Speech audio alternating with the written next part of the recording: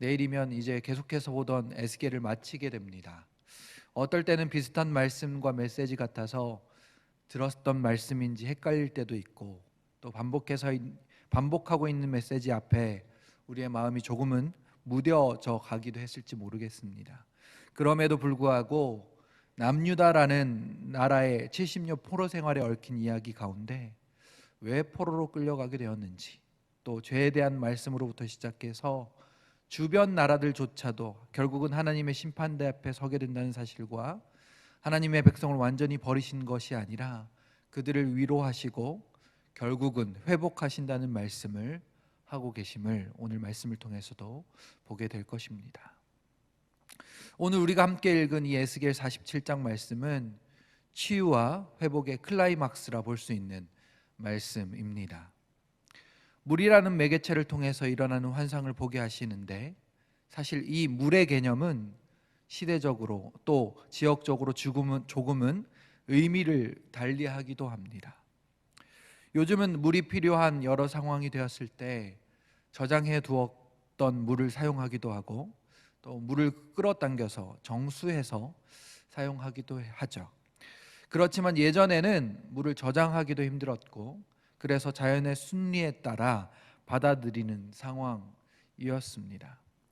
또한 우리나라 같은 경우에는 농사를 많이 지었기 때문에 때를 따라 비가 내려야 한 해 먹을 거리를 잘 수확할 수 있었죠. 그래서 비가 내리지 않으면 기우제를 지내기도 했고 하늘을 바라보고 있었던 것입니다. 그런데 이스라엘이 속해 있는 이 중동 지방은 우리나라보다 이 물이 훨씬 더 귀합니다. 사막, 광야가 곳곳에 있고 강우량이 그렇게 많지 않기 때문에 이 지역 사람들에게는 이 물이라는 것이 생명과 아주 밀접하게 연관돼 있었습니다. 그래서 강줄기, 호수 이러한 곳 근처에 많은 사람들이 모여 살게 될 수밖에 없었고, 그곳에서 흘러나오는 물을 통해서 그들이 생명을 얻으며 살아갈 수 있었던 것입니다.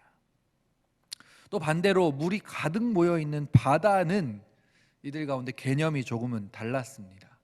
이 바다의 개념은 미지의 세계이자 악의 세력의 본거지라고 보았기 때문입니다. 그래서 바다 생물에 대한 관한 이야기도 창세기나 욥기 등등의 다른 성경에서 심심치 않게 볼 수 있습니다. 어찌되었든 사람이 파서 우물을 퍼내는 물이 아닌 어떠한 곳에서 물이 흘러나온다라는 것은 이 중동 지역에서는 생명이자 은혜의 상징이라고 볼 수 있습니다. 그런데 오늘 말씀에서는 물이 흘러나오는 이야기를 하고 있습니다. 어디서 물이 흘러나오고 있죠? 바로 성전에서 흘러나온다 말합니다. 그런데 그냥 조금 졸졸졸 흘러나오는 것이 아니라 제법 많은 양의 물이 흘러나온 것 같습니다.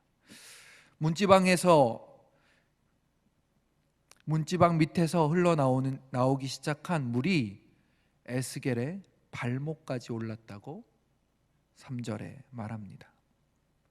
그러다가 무릎까지 차오르더니 허리까지 차올랐다가 이제는 건너가지 못할 강이 되었다. 헤엄칠 만한 물이고 사람의 힘으로 이제 건너가지 못할 깊은 강줄기가 되었다고 5절에서 말씀하고 있습니다.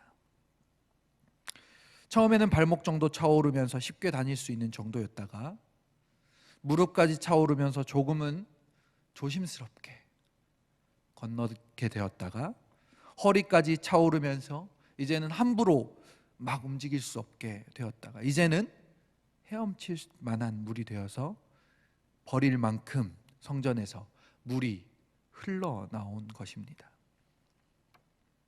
그 흘러나온 물줄기는 어디로 흘러가게 되었는지 8절에 기록하고 있습니다. 8절을 함께 읽어보실까요?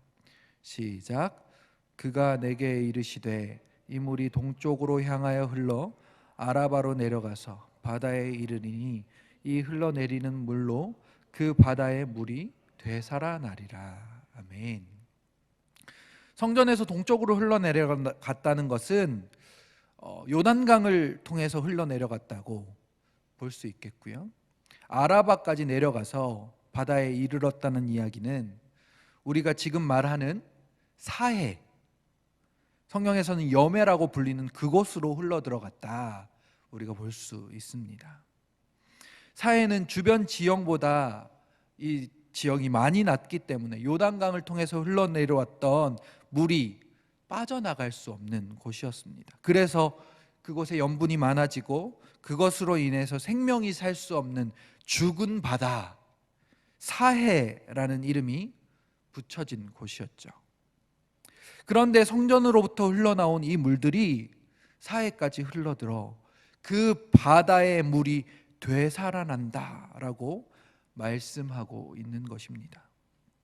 또 이 물이 흐르는 각처의 모든 것이 살아나겠고, 고기도 힘이 많아서 강 좌우에는 잎이 시들지 않고 열매가 끊이지 않게 될 것이다.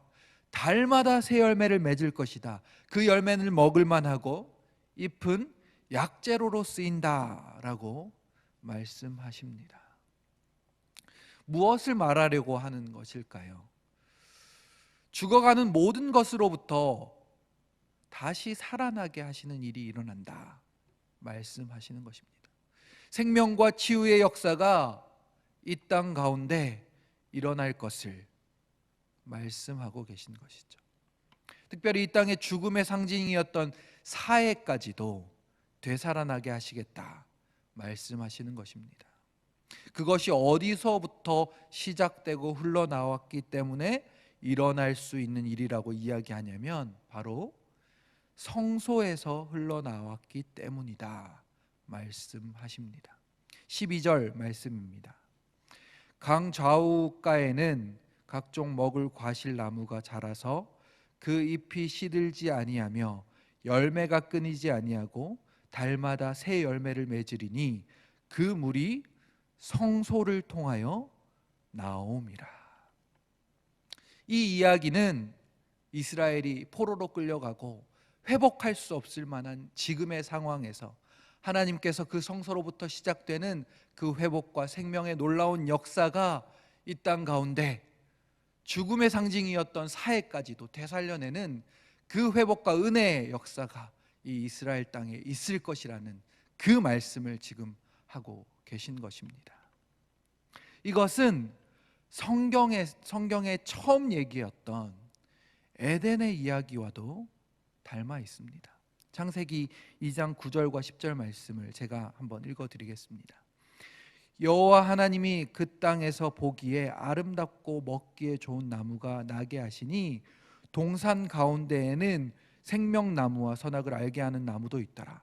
강이 에덴에서 흘러 나와 동산을 적시고 거기서부터 갈라져 내 근원이 되었으며.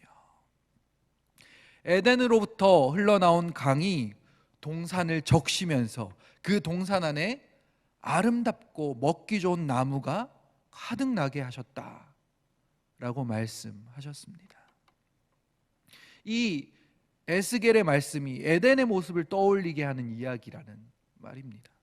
하나님과 함께했던 그 천국과도 같던 에덴, 그 처음을 다시 떠올리게 하신 것입니다. 처음으로 다시 회복해 하시겠다 말씀하고 계신 것이죠.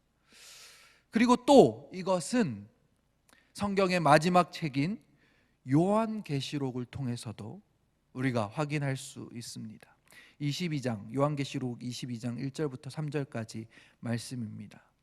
또 그가 수전같이 맑은 생명수의 강을 내게 보이니 하나님과 및 어린 양의 보좌로부터 나와서 길 가운데로 흐르더라. 강 좌우에 생명나무가 있어 12가지 열매를 맺되 달마다 그 열매를 맺고 그 나무 잎사귀들은 만국을 치료하기 위하여 있더라. 아멘. 에덴으로부터 흘러나온 강물, 성소로부터 흘러나오는 강물, 하나님과 어린 양의 보좌로부터 흘러나오는 생명수 강물이 흐르는 곳마다 생명이 살아나고 풍성한 열매를 맺으며 얼마나 생명력이 강하고 있으면 달마다 열매를 맺게 되는지, 또 그 잎사귀는 치료의 약재로 만국을 치유하는 일들이 그 생명의 강을 통해 커가고 이루어가는지 지금 세 가지의 말씀을 통해서 보고 계시는 것입니다.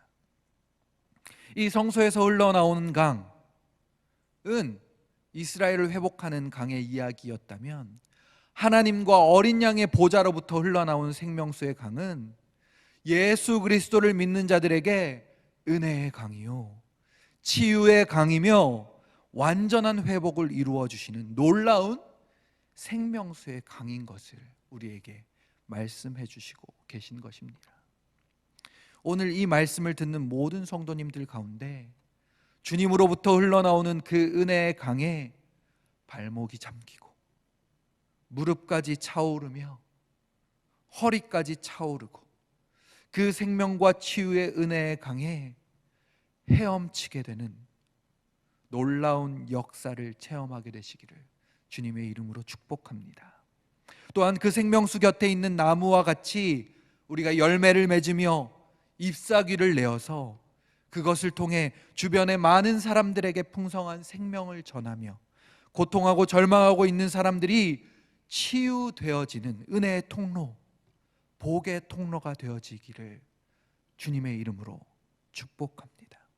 오늘 하루 주님으로부터 흘러나오는 이 은혜의 강물을 상상하시면서 떠올리시면서 그 강물에 온몸을 적셔내고 그 은혜가 나를 움직이게 되는 기쁨과 생명의 역사와 치유가 일어나는 하루가 되시기를 생명수의 근원 되시는 하나님과 어린 양의 이름으로 축복하고 기도합니다.